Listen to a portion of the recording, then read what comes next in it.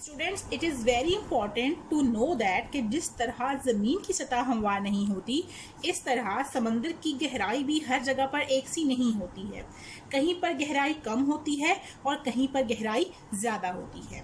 As the deepest point in the oceans is the Mariana Trench. This word is Mariana Trench in the Pacific Ocean. समंदर में गहरा तरीन point Mariana trench है जो कि Pacific ocean में मौजूद है। It is 11,022 metres deep. ये 11,022 मीटर गहरा है। This picture shows the depth of the Mariana Trench. The deepest point in the ocean is the Mariana Trench in the Pacific Ocean. It is 11,022 meters deep.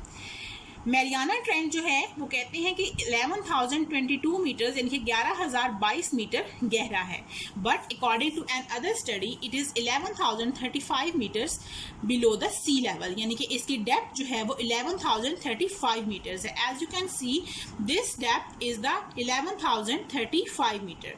अब ये समंदर का point इतना गहरा है कि अगर सपोज हम world's largest mountain, highest mountain Mount Everest को भी अगर ला के यहाँ रख देते हैं तो वो भी इसमें सिंक कर जाएगा, यानी कि डूब जाएगा। On the land there are hills and mountains. जमीन पर पहाड़ और पहाड़ियां भी हैं। Hills are not as high and steep as mountains. पहाड़ियां पहाड़ों की तरह इतनी ऊंची या ढलवानदार नहीं है। As you can see the hills, a naturally raised area of land is called hill. जमीन का कुदरती तौर पर उभरा हुआ हिस्सा पहाड़ी कहलाता है। It also rises high above the surrounding, but it is not as high and steep as mountains. ये भी अपने इर्द गिर्द से ऊंचा होता है, लेकिन माउंटेन्स की तरह ज़्यादा ऊंचा और ढलवानदार नहीं होता। As you can see the difference between the hills and mountains. This is the picture of hills and this is the picture of mountains. As you can see that hills जो हैं वो ना तो बहुत ज़्यादा high हैं as like mountains और ना ही ये बहुत ज़्यादा स्टीप हैं। जैसा कि आप देख रहे हैं इस पिक्चर में कि जो माउंटेन्स हैं वो बहुत ज़्यादा हाई भी हैं और स्टीप भी हैं, लेकिन उसके मुकाबले में अगर हम हिल्स को देखते हैं these are like a round shape, और ये इतनी ज़्यादा स्टीप भी नहीं है और ये बहुत ज़्यादा ऊंची भी नहीं है। The low land between the hills और mountains is called a valley. पहाड़ों और पहाड़ियों के दरमियान लो लैंड को वैली यानी कि वादी कहा जाता है। मीन्स पहाड़ों के दरमियान जो निचली सतह पर लैंड होती है उसे हम वैली कहते हैं। वहाँ पर लोग अपने घर बनाकर रहते हैं, like Neelum valley, Naran and Kagan valley. These valleys are very famous. आप में से बहुत से बच्चों ने इन वैलीज का विजिट किया होगा। वैली पहाड़ों के दरमियान बहुत ही खूबसूरत जगह होती है और पहाड़ों के दरमियान होने की वजह से वहाँ का क्लाइमेट भी बहुत अच्छा होता है और लोग स्पेशली वेकेशन स्पेंड करने के लिए ऐसे एरियाज़ को प्रेफर करते हैं।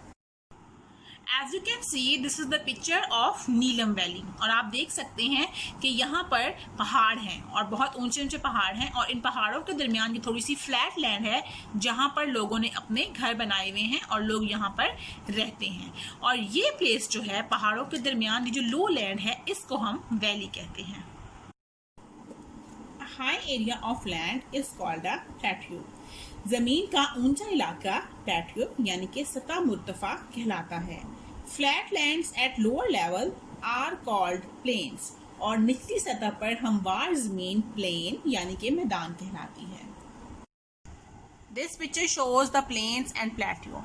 As you can see, this is the low flatland and this low flatland is called the plains, and this land is higher from the plain and this higher land is called the plateau. Some parts of the land have very little water. जमीन के कुछ हिस्सों पर बहुत कम पानी होता है। These places are often sandy and rocky. ये जगहें अक्सर रेतली और चट्टानी होती हैं and are called deserts, और सहरा कहलाती हैं। This part of land has very little water because this part of land has very little rainfall throughout the year. इसके अलावा यहाँ पर ना तो कोई प्रॉपर कैनाल सिस्टम होता है, ना ही कोई प्रॉपर इरिगेशन सिस्टम है। अंडरग्राउंड वाटर लेवल भी बहुत ज़्यादा लो है, इसी वजह से यहाँ की लैंड भी रॉकी या फिर सैंडी होती है। और रॉकी और सैंडी लैंड होने की वजह से यहाँ पर क्रॉप्स भी ग्रो नहीं हो सकती। दूर दराज किसी इलाके में जो है पानी मौजूद होता है, और ऐसे एरियाज को हम डेजर्ट्स यानी कि सहरा कहते हैं। In Pakistan, there are 3 deserts. Thar Desert, which is located in Sindh, Thar Desert, which is located in Punjab, and Cholistan Desert, which is also located in Punjab. In some parts of the earth, there is a lot of ice and snow. ज़मीन के कुछ हिस्सों में बहुत ज़्यादा बर्फ़ होती है। यहाँ पर 2 टर्म यूज़ की गई हैं, आइस एंड स्नो। आइस जो है वो भी बर्फ़ के लिए यूज़ होता है, जबकि स्नो का वर्ड भी बर्फ़ के लिए ही यूज़ होता है।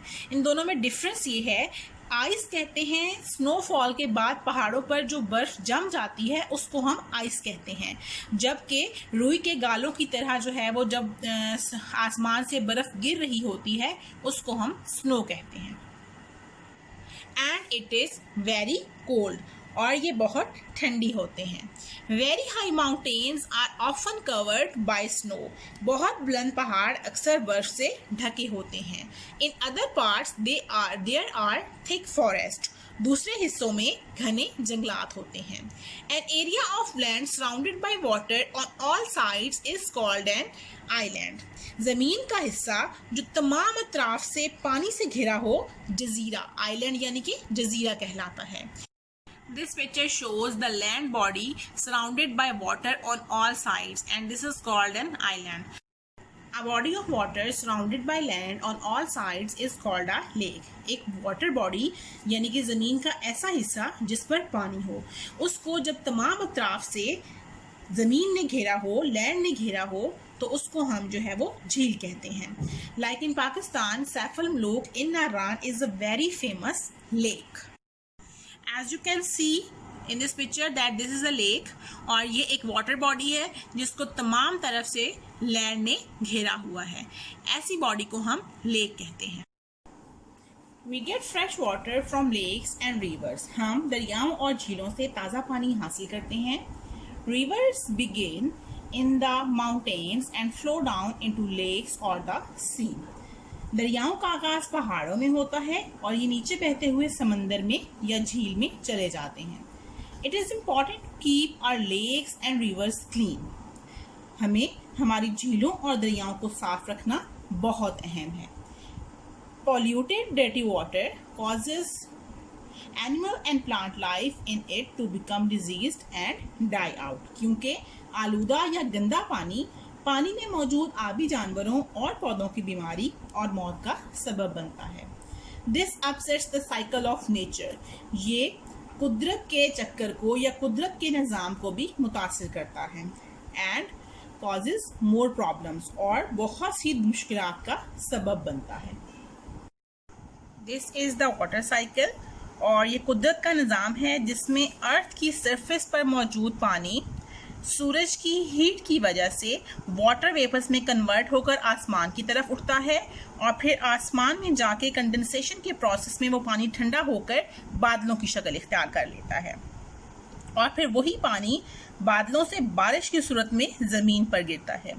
इसलिए हमें अपने दरियाओं और झीलों को साफ रखना चाहिए, क्योंकि ये वाटर एनिमल्स और प्लांट लाइफ के लिए भी बहुत इंपॉर्टेंट है, और उसके साथ साथ नेचुरली वाटर साइकिल को भी इससे मुतासिर होता है, क्योंकि अगर पानी गंदा होगा तो बारिश में वही पानी ज़मीन पर आएगा और मुख्तलिफ दूसरे मसाइल की वजह।